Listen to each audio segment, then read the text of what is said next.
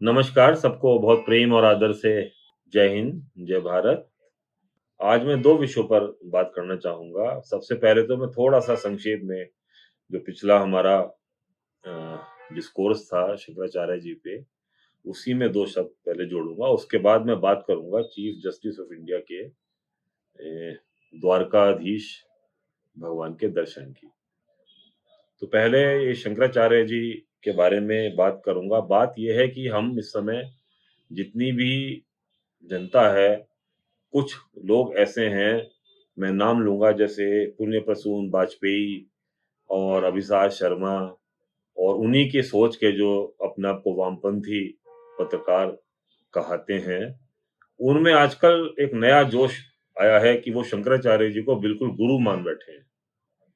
इतनी ही कसर बाकी है कि वो टीवी पे आके गुरुर्ब्रह्मा, गुरुर्विष्णु, गुरुर्देवो महेश्वरः ये और बोलें और शंकराचार्य जी को अपना गुरु मान लें। उनको कितना ज़्यादा खुशी हो रही है इस बात से कि चारों पीठ के या 3 पीठ के शंकराचार्य इस समय बीजेपी विरोधी या वीएचपी विरोधी हो गए हैं और ये प्रश्न उठा रहे हैं कि अधूरे मंदिर में प्राण प्रतिष्ठा का क्या मतलब?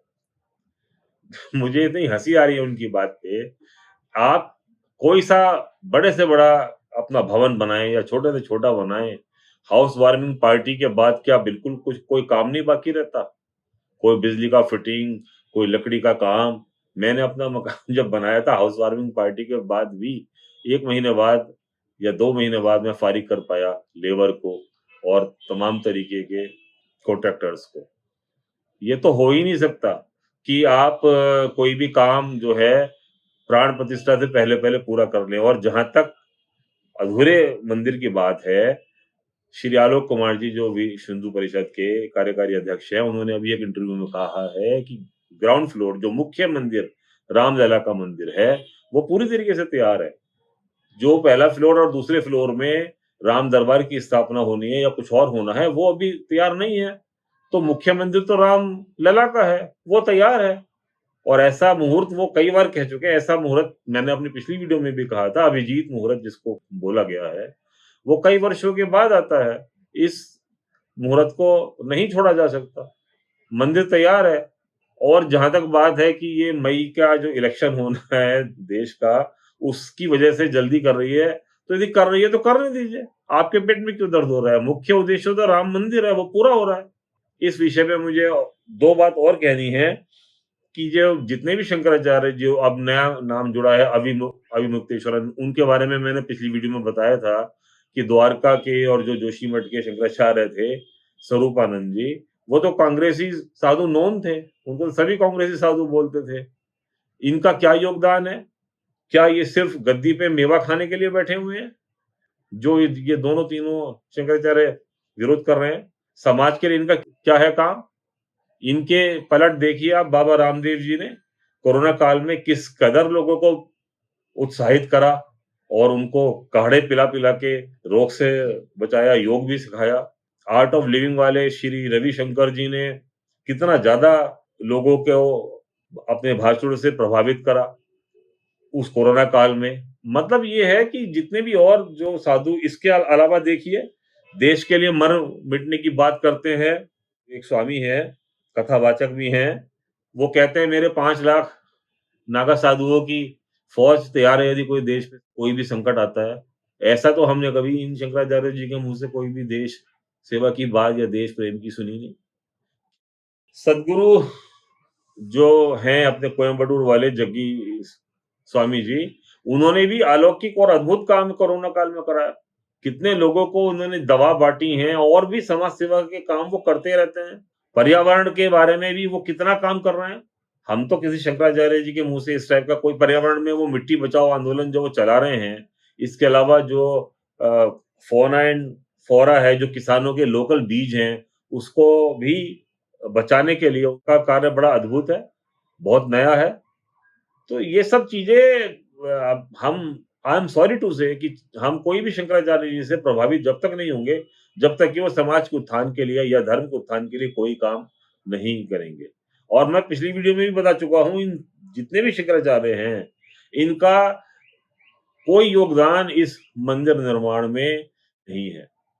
अब हम आते हैं जो मुख्य न्यायाधीश जिनको chief justice of India Chandrachud ji ने जो अभी द्वारका की यात्रा करी है, द्वारकाधीश में उन्होंने भगवा वस्त्र पहन के दर्शन करे हैं।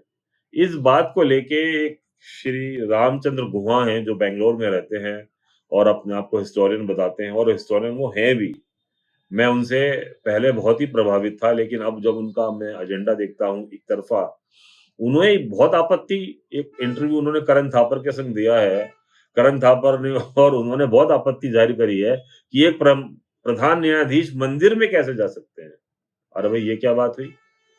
संविधान के रखवाले वो हैं और वो संविधान जानते हैं, उन्हें पता है, सबको पता है कि इंडिविजुअल फ्रीडम सबको दी गई है अपना-अपना धर्म को अपनाने की, धार्मिक रिचुअल्स करने की, धार्मिक कार्य करने की और मंदिर जाना भी एक धार्मिक कार्य है।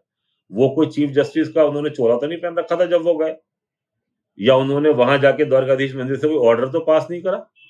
वो कोई न्यायाधीश की हैसियत में नहीं गए।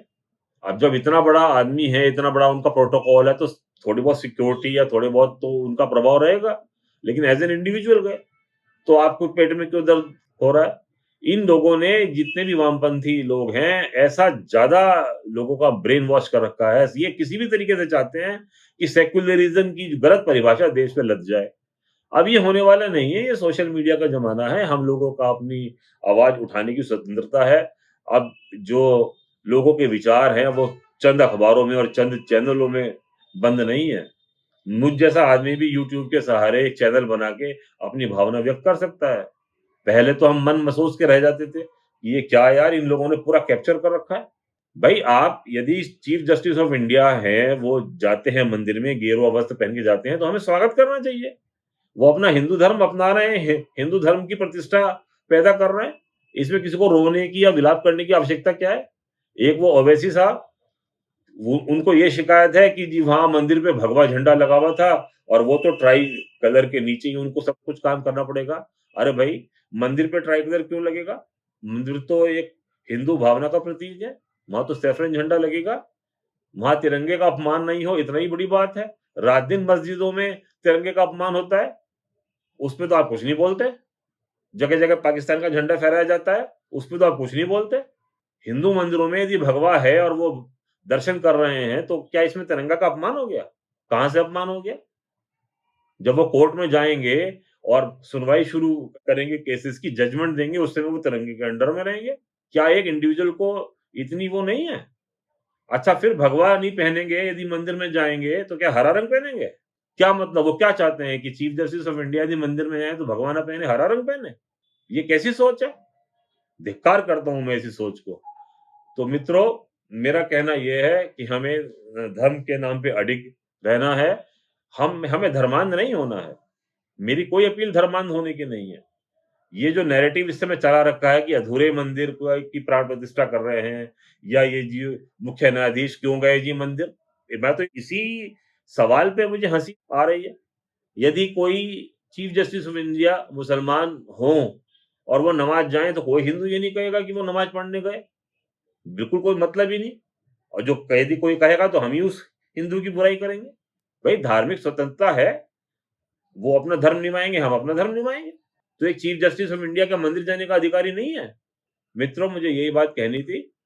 हम आपसे आशा करते हैं कि आप हमें इसी तरीके से हौसला बढ़ाते रहेंगे और हमें सहयोग करते रहेंगे। धन्यवाद। जय हिंद, जय भारत।